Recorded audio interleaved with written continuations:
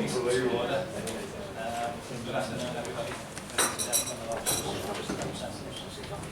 Firstly, there's no recording as of yet, just in case you don't have. Just need to read out some housekeeping things. We're not expecting a fire alarm test anyway this afternoon, but if a fire alarm does go off, then obviously you're open to follow. And to meet outside in the car park. Obviously it's a building and there's no smoke allowed inside the building. Anybody who requires to use the toilet just outside the corridor will head downside. Anybody who wishes to leave the meeting for any reason, just to make sure that any recording equipment is switched off.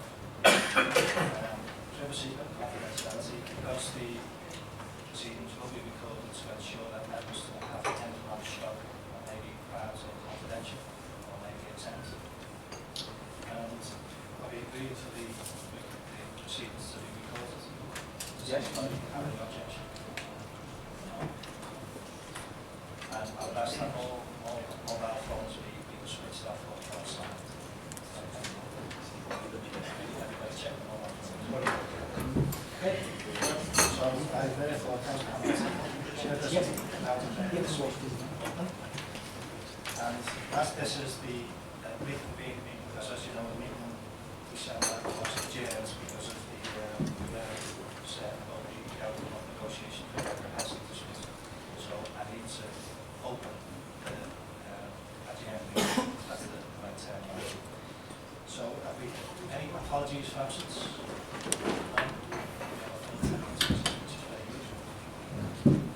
Any declarations of interest to any members or officers for any items on the agenda? No. There's no additional items which the Chair is determined as any matters of urgency. And we do have two items which are exempt, which will exclude the present board.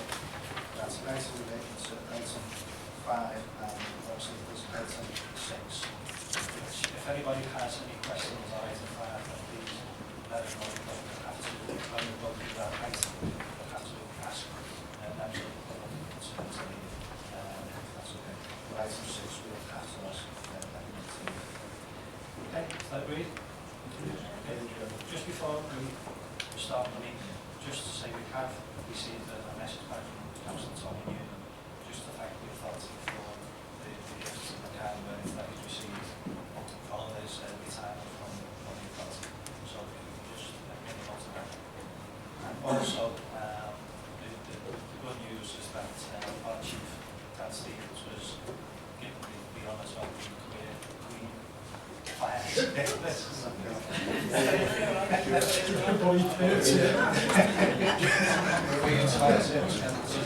It's a great honour, not only for his family, but also for everybody involved with the authority and the service. So if we could,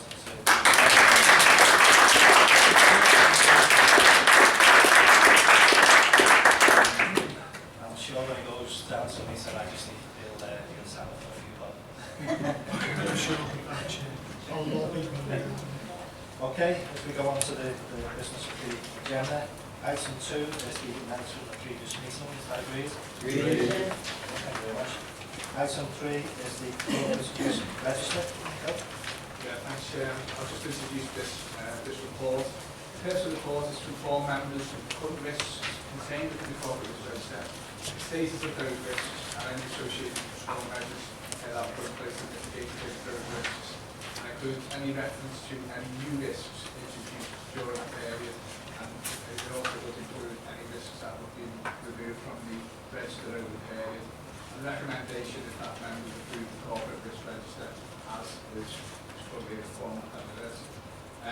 This is a relatively standing item for members really in respect of management of the risks to the authority. And the report itself just highlights a couple of the kind of key areas, so members to be brought to the attention 6.6, 7 and 8, just details some of the more specific details. The risk owners continue to review the risk register, and the December update incorporates all changes that have been made from the last presentation to the authority. No risks have required any risks will have been changed. Risk 1.14 non-uniform pay award at 2.2 across 2 years, firefighter pay award of 1%, been agreed. There are still concerns about the employer's pension costs, and we are awaiting a couple of announcements on this. 12.8, which is risk 2.24, Department Diversity annual report and our Qualities Act compliance has been approved and published, and good progress has been made against the Qualities Diversity Action Plan. We're into the third year, and the students again of quality excellence across that framework. And then this 4.43 is delivered to the functional plan, so we continue to have robust strategies in place for reducing risk. That's incorporated into all the functional planning processes that will be adopted by the authority. And again, just in relation to risk 4.55, despite reductions in the number of staff within the corporate communications team, we're still delivering a high level of service in that regard. So happy to take any questions, share in respect to the documentation itself. But this registered itself to the appendix A of the report. Okay, that's any questions or comments from members? Happy to approve the report. Item number 4 is the consultation outcomes regarding the proposed merger of the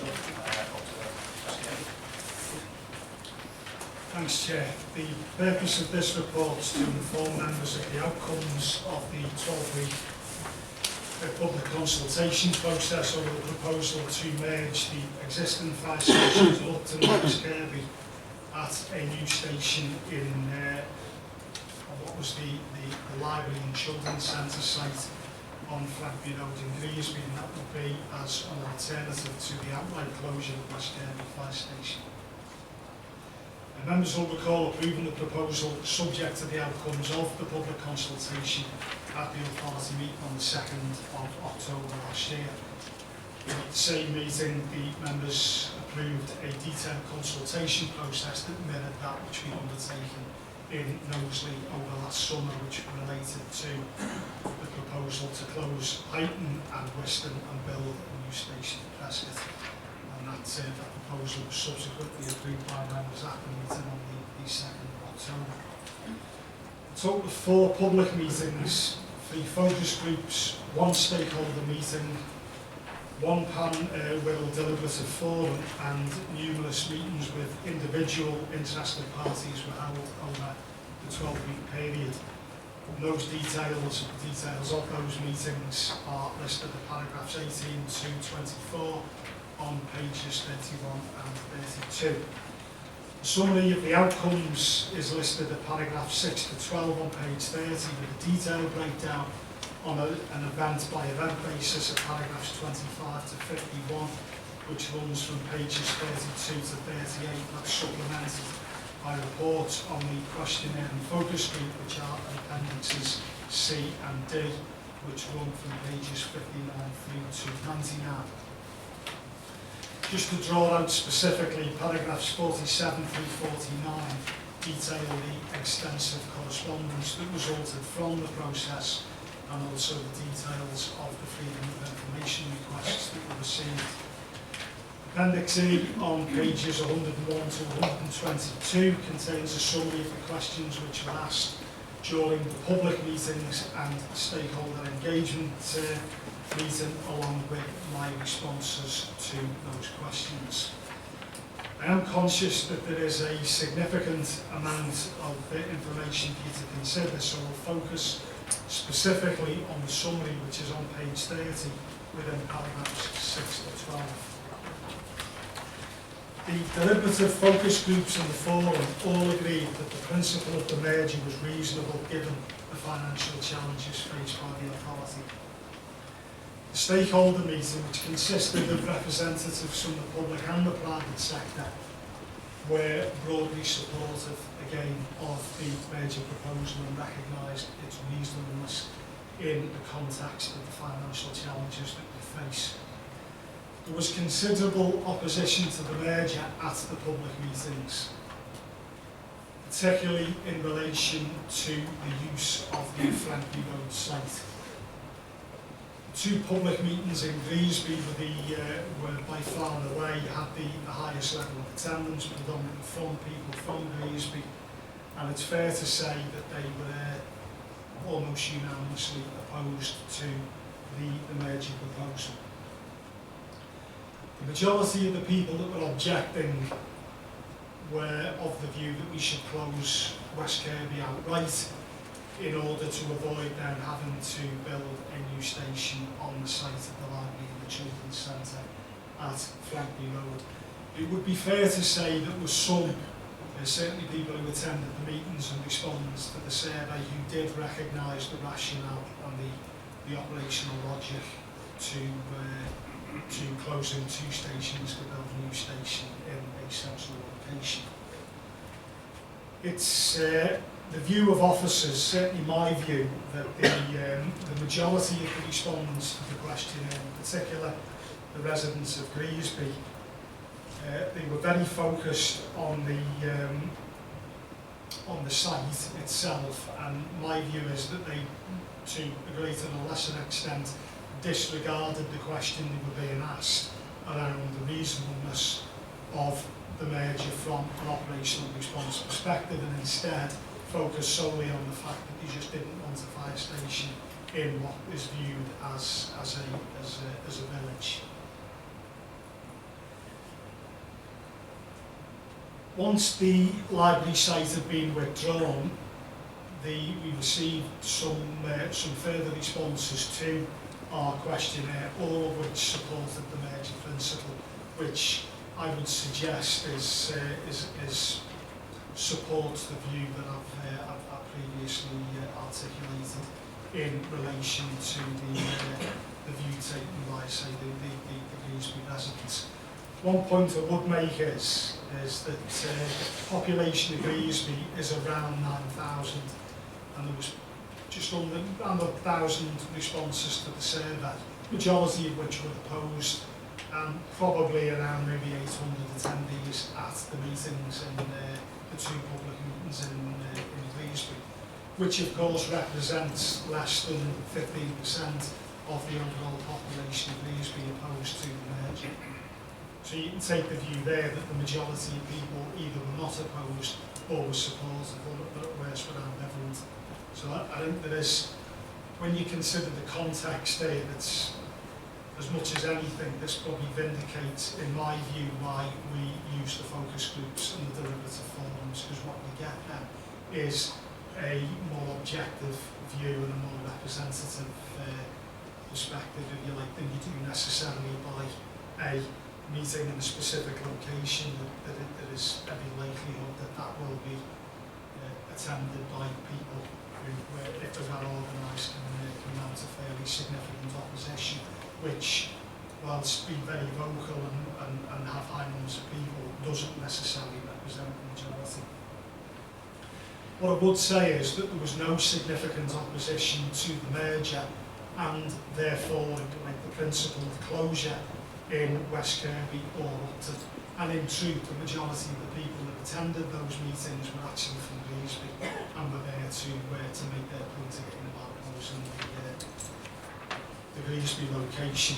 That, of course, was withdrawn, which in one sense renders that particular question academic, because that's no longer an option available to the fire rescue policy. 1 point, or 2 points rather, that I would make is, first of all, the cost of the consultation process contained within paragraphs 56 to 58, which is on page 39. The overall cost was £18,744.50. What I would say is, and say the second point to make, that does not reflect in any way the amount of officer time that was expended during the consultation process. To be clear, members, it is a significant drain on officer time in these processes. Just thought it worth making that point for no other reason that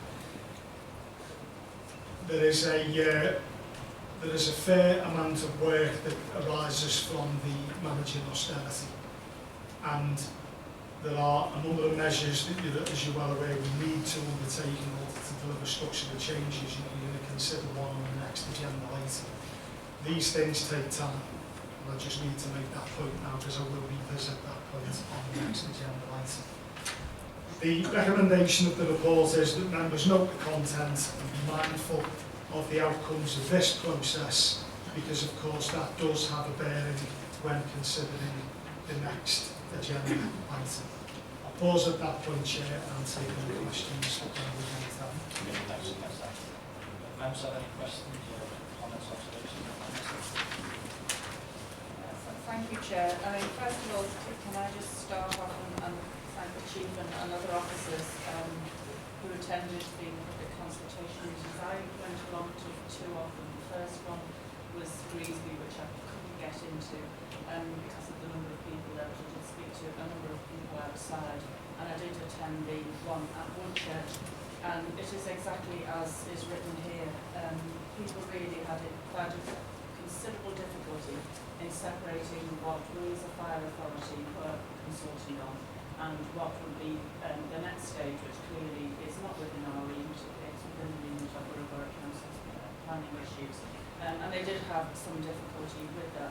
I was appalled at some of the comments which were being made outside by members of the public, which was quite disparaging, to say the least, towards the people of West Kirby and what their future safety may or may not be if in fact a merger didn't go ahead.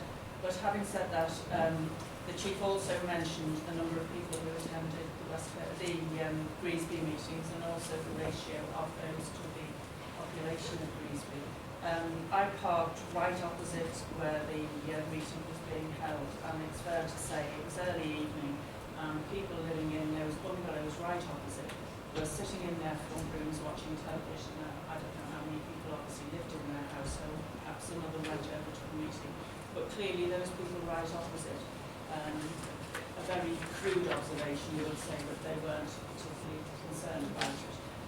Those that went to the meeting seemed particularly vocal, and quite clearly there's nothing the matter with that, but I'm not quite sure it was a true representation of the people of that area.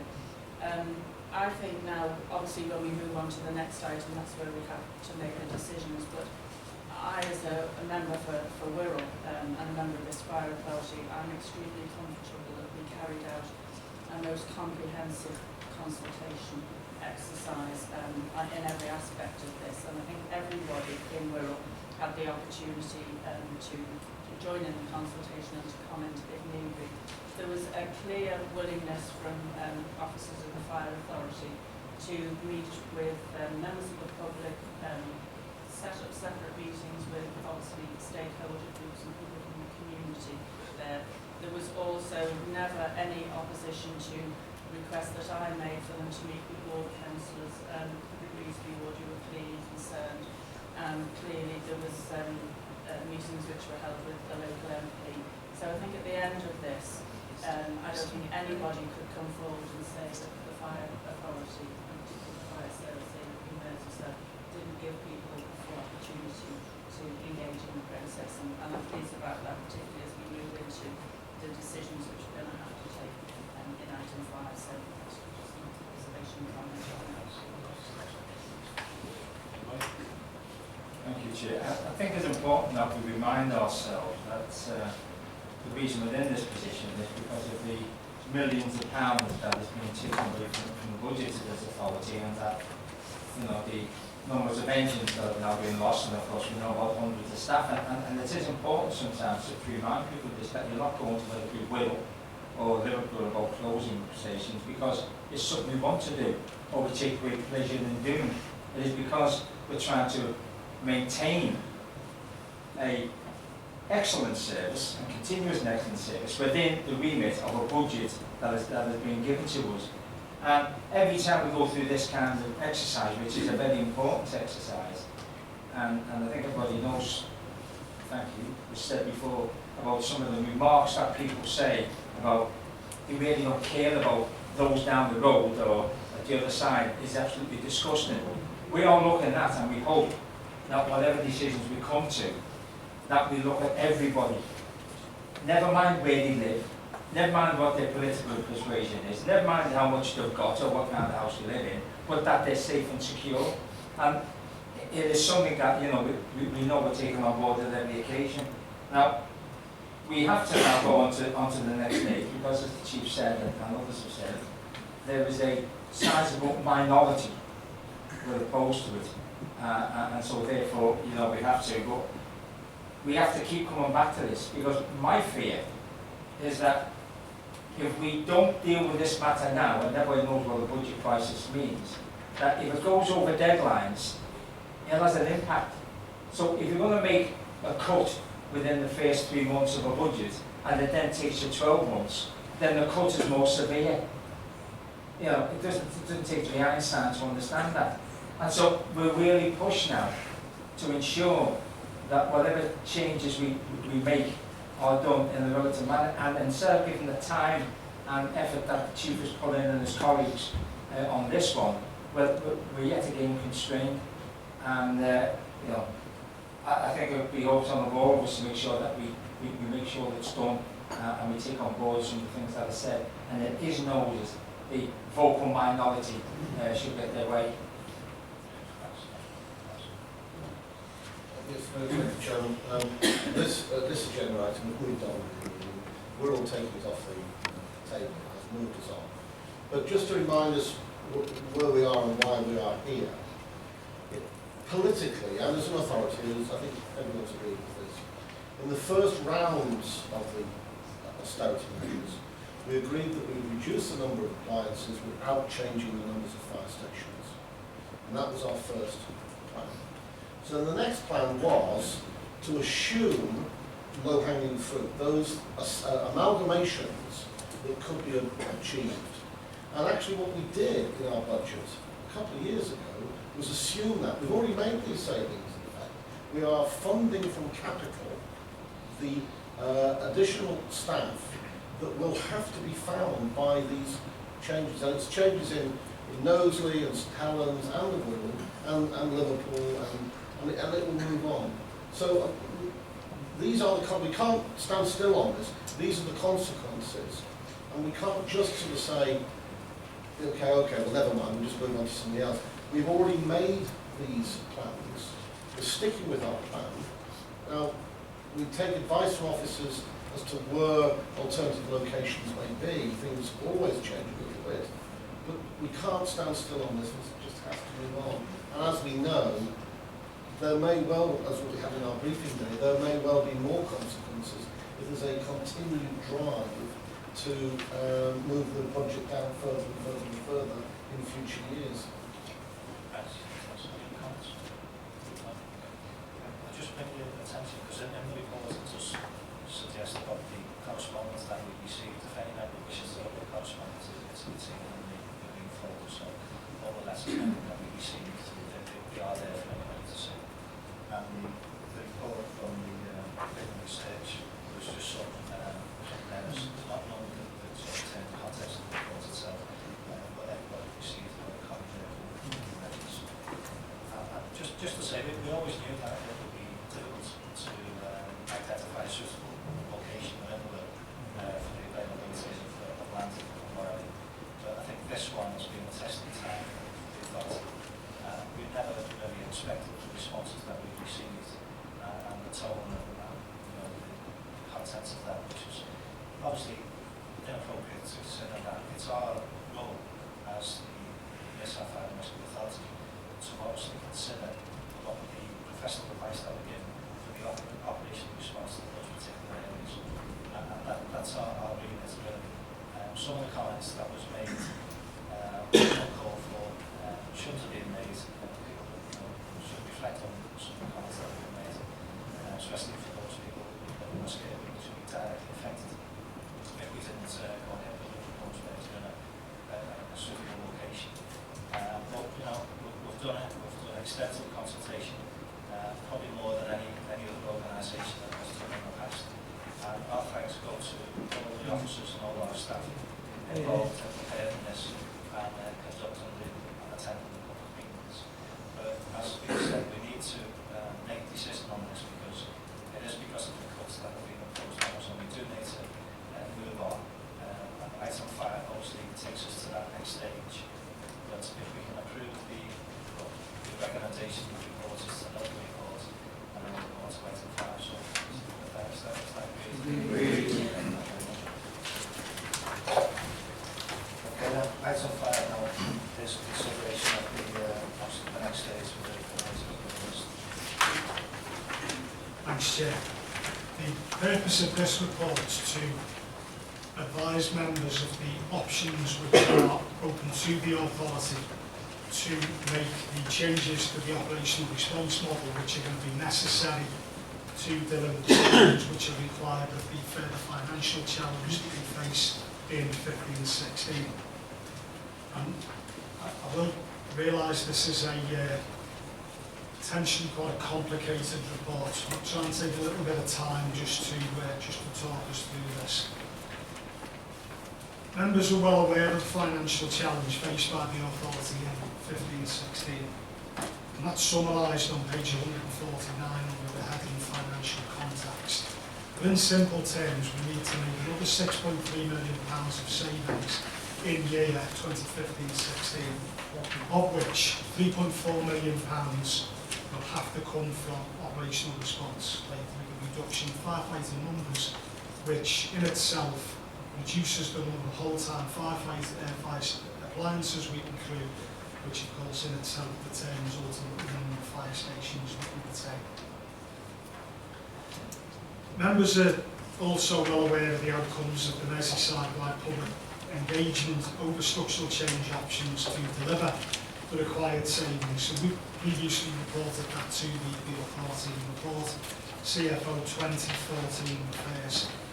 The structural change options are what we've referred to in the past as the least worst options, and they're listed at the top of page 150, which is outright station closures, increasing the number of low level of activity and risk crewed stations, station mergers, crew in certain stations just for the daytime only, and then the use of community retained firefighters to crew on the stations. In the interest of completeness, I've included alternative options to those recommended within this report, and they're covered within paragraphs 19 to 39, which is on pages 152 to 156. And they all relate to changes to crewing systems, specifically, as I've said previously, increasing the number of stations crewed LLAR, introducing grey book day crewing, introducing days only crewing, and introducing retained crewing. And I've explained in there the reasons why, and I haven't at this point, as your professional advisor, recommended that they are options you should pursue, because none of them would deliver a less impactful outcome than the merger proposal. Because I need to be absolutely clear, members, there's nothing we can do here that is going to improve performance.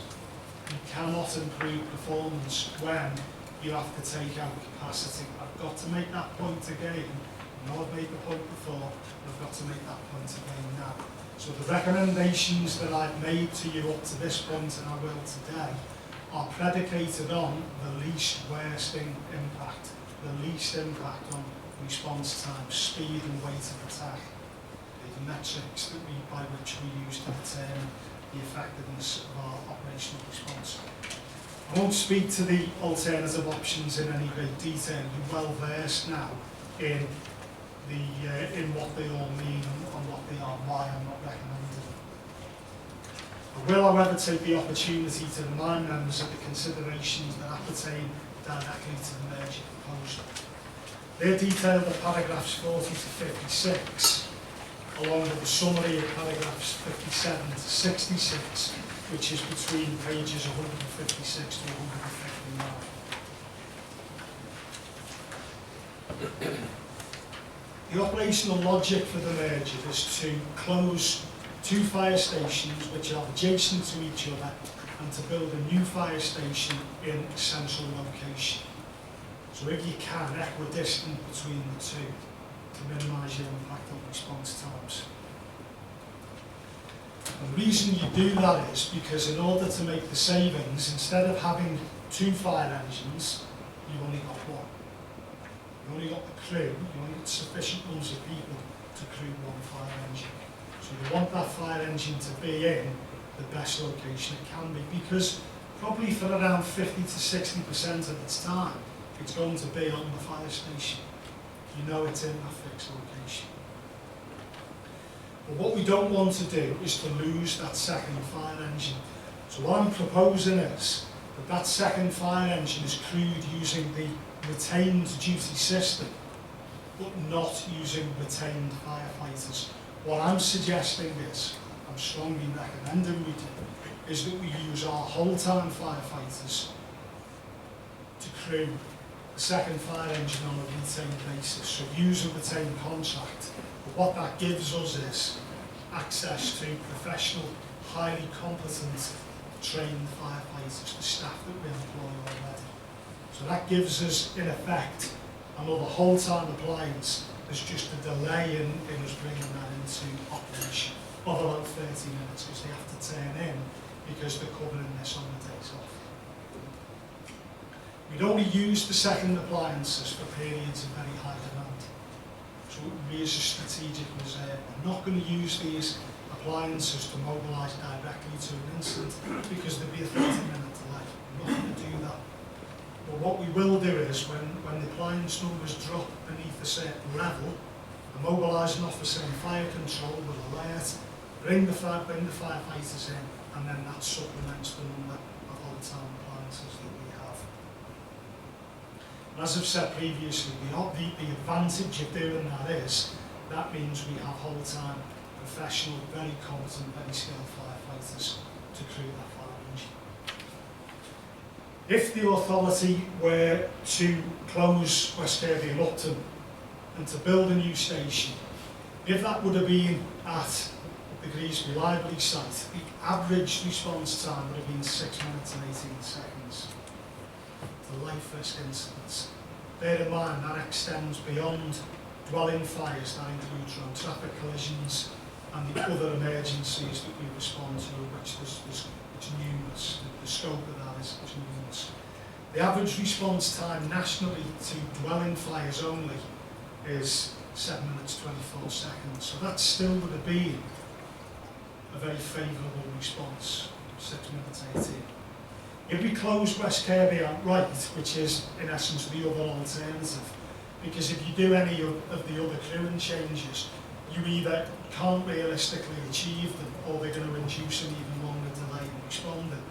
The average response onto the West Kirby station area from Upton, because that would remain, would be 8 minutes 46 seconds compared to 5 minutes 24 seconds that it is now. When Wirral Council removed the Greasby Library site from consideration, they made us aware of another site in council ownership on Massey Road. That is the option that is referenced within the recommendation at the beginning of the report. And the proposal relates to building a new fire station on Massey Road. I need to point out, members, that is in the green belt. I need to make that clear at this point. The site is just outside of what's known as the Massey Conservation Area, and that's shown on the map Appendix A. For any planning application to succeed in a greenbelt, for a greenbelt site, we would need to demonstrate special circumstances. We could not demonstrate special circumstances if there were any other alternative that were not in the greenbelt. Hence the reason why Wirral have withdrawn the Greasby Library site. Decisions, as you'll all be aware, on planning matters are out with our gift. They relate to the planning authority in this instance, that's Wirral Metropolitan Borough Council.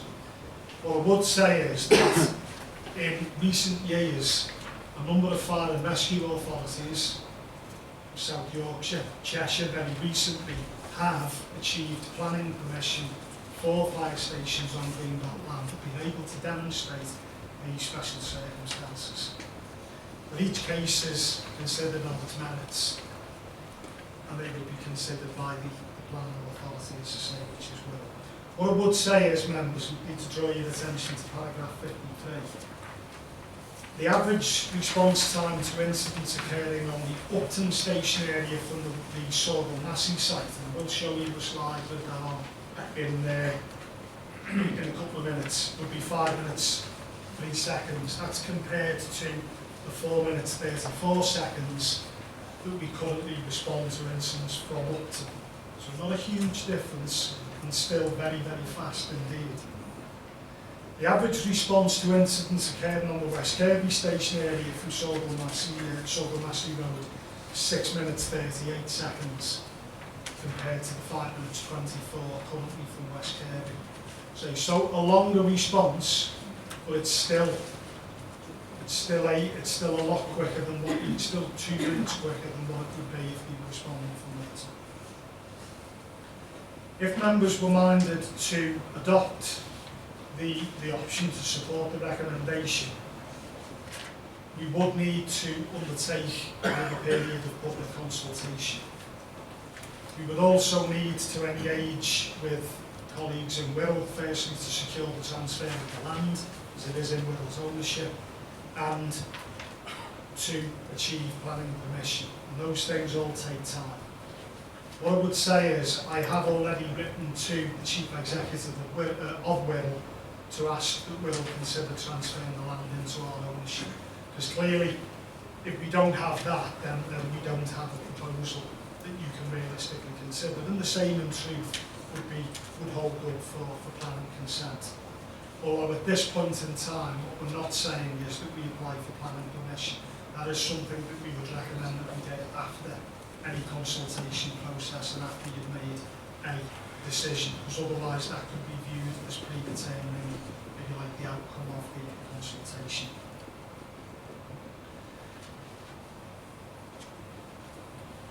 I think in summary really, and in support of the recommendation, the operational logic is clear and unassailable. There is no other option that we can pursue that will deliver a least impact of outcome than a merger. Therefore, you need to get that station in the best location that you possibly can. The public have already recognised that through the Merseyside-wide engagement that we've undertaken previously. That's been reported to members within Report CFO 2014. We are aware that there was significant opposition expressed towards the site in Breesby. We know that, we've considered the report previously.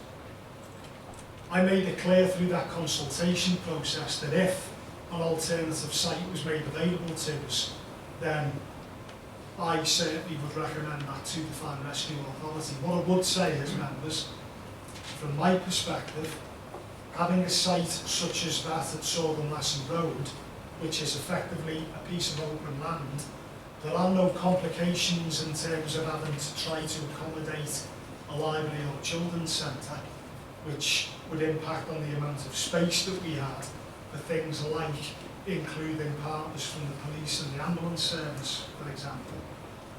None of those complications exist with the Southern Massey Road site.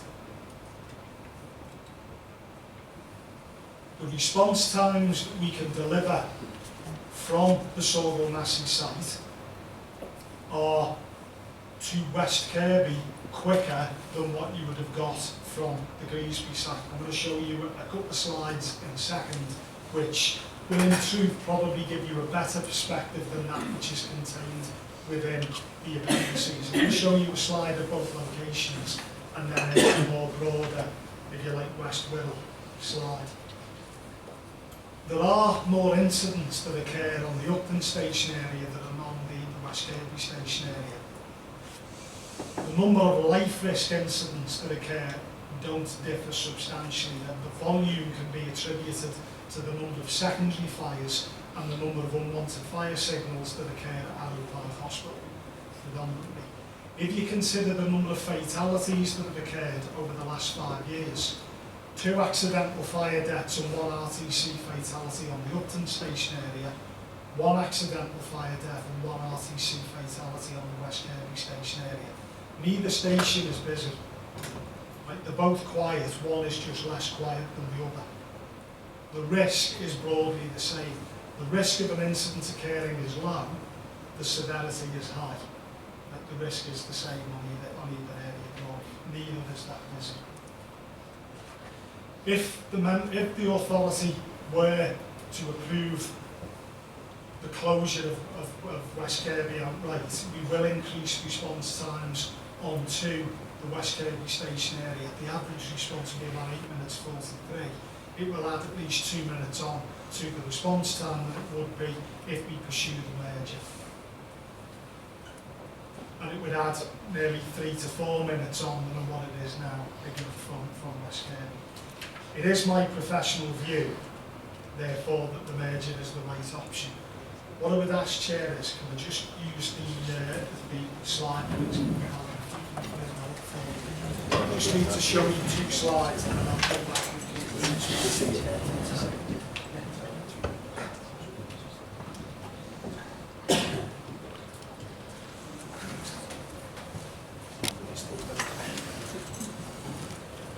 What you see on this slide, members, is this is predominantly the Upton station area.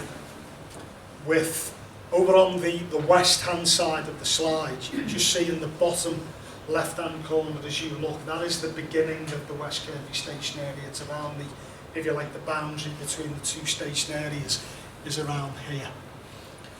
That was that is the library site. That was the former site that was under consideration. The new piece of land which you see in Appendix A is here. So it is due north from the site that we considered previously, which is now no longer under consideration. The next slide is going to show you a broader West Wirral perspective, but Upton Fire Station is here. What you don't see here on this slide is the route into West Kirby and to Hoylake. Because of course Hoylake is part of the West Kirby station area. Probably in population terms makes up about half the population. It's about 12,000 in Hoylake, 12,000 in West Kirby. Overall it's about a 25,000 population in the West Kirby station area. This road here, Sorgo Massey Road, is a faster road than Frankby Road, which is why you can get into West Kirby more quickly from Sorgo Massey Road than you can from the Frankby Road site. But of course, because this is all this area here is greenbelt, we couldn't consider that as long as there was an alternative.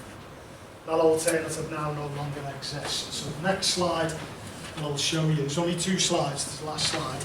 This is West Wirral. So as you see, Upton, the Greasby site, Sorgo Massey Road, West Kirby Fire Station, to give you a better perspective. The midpoint of the 2 station areas is here.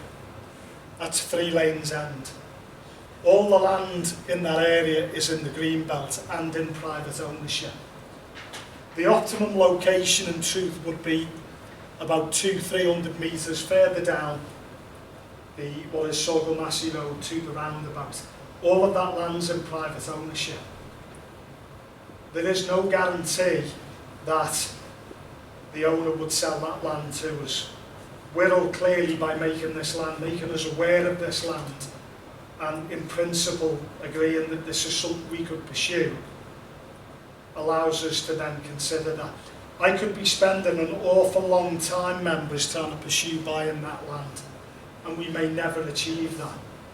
We do not have the time, based on the fact that the money effectively is taken out as of the 1st of April. We need to make the structural changes as of the 1st of April. Clearly we're not going to do that because this is going to take a lot of time.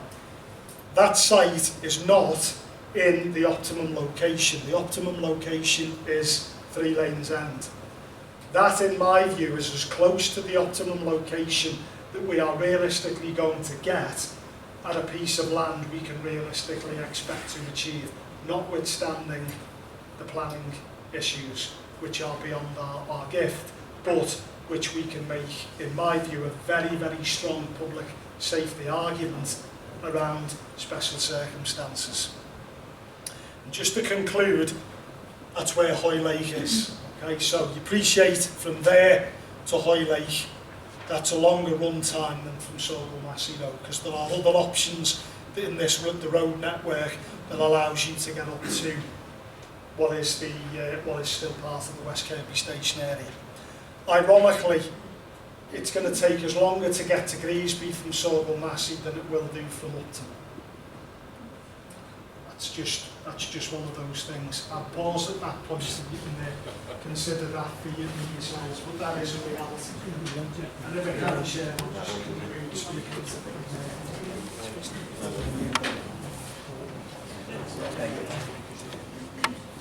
To close then, members, there are three options that you need to consider today. The first is close West Kirby outright, subject to a 6-week consultation process, and to relocate the fire engine at West Kirby to Upton to be crewed on a whole-time retained basis. The second option is to close West Kirby outright on the 1st of April, again subject to a 6-week consultation process, and relocate the fire station to Upton to be crewed whole-time retained, and then to direct me to try and secure an optimum location to effectively relocate Upton to. And the third option, the option that I'm recommending, is to defer the decision on the closure of West Kirby, which is where this option differs, if you like, from the previous option, to instruct officers to undertake a 12-week consultation process over the merger, which is the closure of Upton and West Kirby to build a new station at Sorrel Massey, which would involve the relocation of the fire appliance to be crewed on a whole-time retained basis. But to note that, given the fact that we are having to make the financial and therefore the structural changes in terms of we are not replacing people as they leave, to direct me to bring a report to the authority at the next authority meeting, which will explain to you the interim measures that I would take under delegated operational powers to maintain appliance availability as best as we were able to during any consultation process and during any future structural changes that needed to be made, i.e. submission of planning permission, build and so forth. My recommendation is that you approve the last option, that which I've just described now, for the reasons which are within the report and for the reasons which I think are well rehearsed now and you're well aware of. Apologies for taking a bit of time over this, Chair. I just thought it was important that members understood the options and the implications of course at that point in some questions.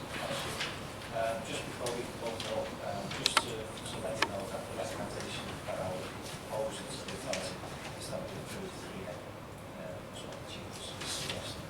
So that we defer the decision of the West Kirby proposal to consultation on Sorrel Massey Road. Just so you know that's what Thank you, Chair. Well, I'm absolutely delighted if that is what you're proposing, and I would have hoped that you would have done that we got in before I had the opportunity to, and I would have expected that as well. But having said that, I just wanted to make a couple of comments. I am still 100% convinced that a merger is the best possible option that we have as a fire and rescue authority in the circumstances we have, which for all the reasons regarding finance, the savings that we've had to make, without rehearsing all those again. I think we're extremely fortunate to be able to have the opportunity to at least pursue this other option on the Sorrel Massey site. I know that it's not going to be popular with particularly some of my colleagues in Wirral, but I think here as a fire authority, what I have to do as well in my mind is to say we have a piece of really well balanced here. On the other hand, we have the safety of 26,000 people in the wider Hoylake, West Kirby, Mells area, which we can offer them the added safety. I know it's still a reduction in the response times, but at least a fire appliance would be able to get to them if we went along this option at 2 minutes, and 2 minutes is an awful long time if then your life or your family or you're in a road traffic accident and you're in fear of life or death. So I think, you know, we have to be pragmatic about this, and I'm sure we're going to be, as the chair suggested, the best possible option for the state today is to. The way of what we have, as I say, to repeat myself, in one hand we have a small piece of green belt land. Yes, it is designated green belt land. It's not a lush patch by any means. It's a piece of scrappy land, but nevertheless it's green belt land, and that will cause some opposition in Wirral, I'm sure, amongst colleagues excuse me, and members of the public. But weighing that up against the, as I say, the additional safety for that wider area of West Wirral, I don't really think that there's any choice in that, and I think it's the best possible option. It's unfortunate, again, I know, in one sense that we have to enter into a full consultation process, but again, I think, you know, again, that's a sensible decision to take, because it makes sure that we're both embraces really, and that hopefully that we won't find ourselves in a judicial review, because that would just take us endlessly into future time. So I'd be pleased to support option 3A. That's what the chair is proposing. I would definitely agree with the Chief's recommendation and would concur with the Council of Members.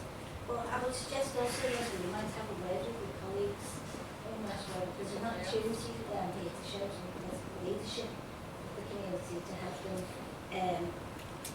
I hate to say it, but get their priorities right for humanity. So to weigh up humanity against the scrappy piece of green land is really not an option, is it really? It should be easy for people to make the right decision in that way.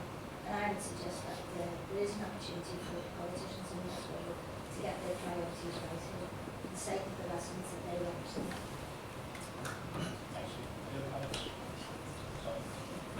Thanks, Chair. Again, I'd like to say that I think we're going in the right direction here, and I speak as an environmental campaigner who spends an awful lot of my time trying to defend green belts and development. I've been doing that for the weeks on end recently. Not necessarily very successfully either, but that's a different story. What I'm concerned about here is that I think I'm hearing a special circumstance, and life and limb clearly is a special circumstance. So I think that there is every reason for us to be able to put forward a credible argument for the use of this site, whereas the vast majority of the time my immediate reaction to building on Greenbelt would be no under any circumstances. But I think life and limb are special circumstances.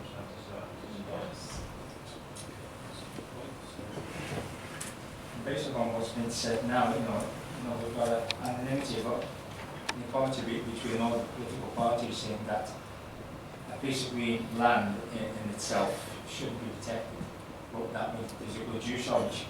What I'm concerned about is, because it has to go from here, of course, not just to the local authorities, but it has to go to that little place down south, which is to make some funny decisions, and go to a fellow that even makes funny ones, and not be funny either. My concern is that we're going down the road. Is there any possibility that we can work things together rather than wait for something to happen? About planning, permission for the usage of the green belt, etc. And one can collaborate with each other to ensure that at least when we get to the end of it, all the little ducks in that road we need to be knocked down. Because I think for us to go through 3 months or 4 months, and with colleagues from the Wirral getting public opinion on their side for somebody to say, well, thank you very much, but no, it's a piece of green belt and you're not going to build on it. So is it possible to get sort of a nod and a wink before whilst this is going on?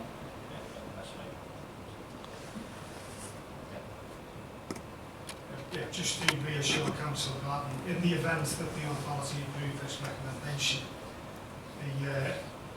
as I've said previously, I have written already to the Chief Executive of Wirral to ask that they consider releasing the land to the authority, because clearly without that there is no proposal, and we will engage with our colleagues within Wirral in relation to planning issues and do as much as we possibly can.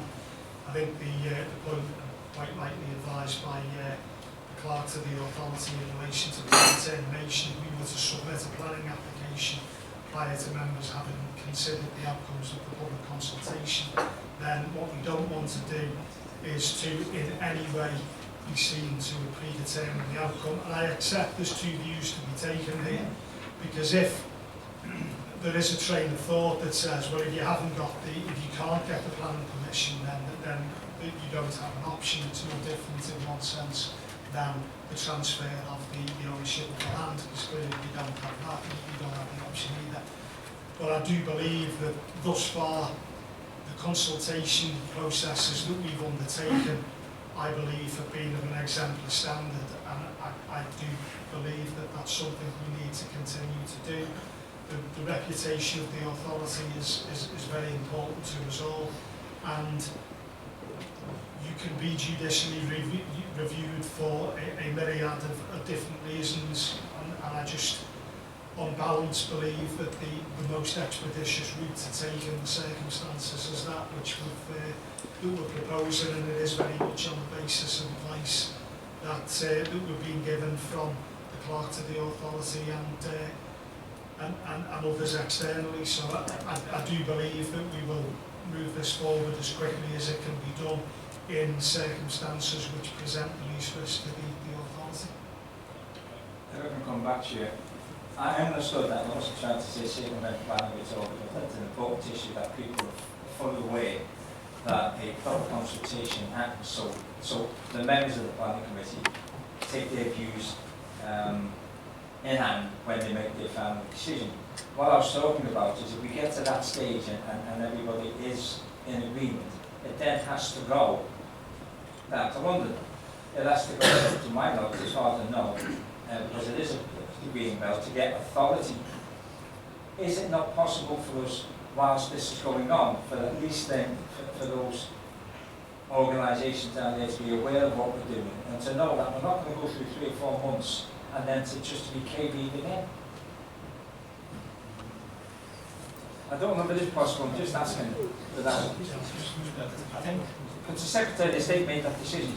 just to have some reassurance, I think we want to do all we can to try and expedite the programming process. Because of the delay, obviously it's going to have an impact on our budgets, because it's going to fall beyond the deadline of what we were hoping to achieve the savings. So I think we'll do all we can to ensure that we can't just run this. But we have a statutory obligation to undertake the consultation process, and we've got to go in line with the consultation process, which anybody who's been a member of the panel knows how difficult that can be. But I think the first instance is for us to carry out our consultation process with the public, with the people from single massive roads and between Upton and West Kirby, to ensure that they're satisfied and they're reassured that for us this is the best operational location that's going to respond to any incident as quick as we possibly can. Because I know myself that the amount of sites that we've looked at, we can prove special circumstances in this case, but it's if the Secretary of State takes that into consideration when he receives the information and the application on this. It could get called in, there's all kinds of things that could happen to delay this. And we want to make sure that we do it properly, do it right, and get it done as quickly as possible, without any difficulties. It won't come back to the authority for a decision until June, so we've got that time period anyway. If it goes beyond that, that's when it's really going to start being problematic. But at this moment in time, if we agree the proposals as recommended, part 3.3a, we can start. We're not going to start the consultation until the 2nd of March anyway. We need that lead-in period in order to advertise the fact that we're going to have a couple of meetings and forums and everything to give people sufficient notice for them to come along and we give presentations and the likes of the impact response times and everything like that. But I think what we're suggesting at the moment is the right way forward, and all we can do, all the conversations with others, will take place. I mean, I think, taking on what you just said there, I think if we politically, around this table, make a decision, effectively it's an in-principle decision, it relies upon Wirral agreeing to sell us land and then go through the planning process. You can be assured that our officers will do what is right and what is proper without leading to a suggestion of predetermination in the background, dealing with Wirral. And I don't know what you can do with DCLG. They'll be going into Herder before long, and then they'll be going into interregnum between governments. That actually, it depends on whether they even want to call it in. We don't know that.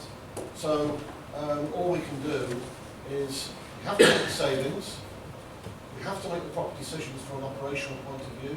That's what we're doing today. And then we'll leave our officers to pursue all avenues without leading us into a predetermination. Maybe we need to get back in there. That's the other way of putting it. Right. Thanks, I'd just like to move progress on this. I think she was more or less outlined exactly what's needed. It's been supported unanimous by the CEO, but there's some people speaking that way to move progress. Thank you. Okay, are we happy with that? Can we approve the Yes. recommendation?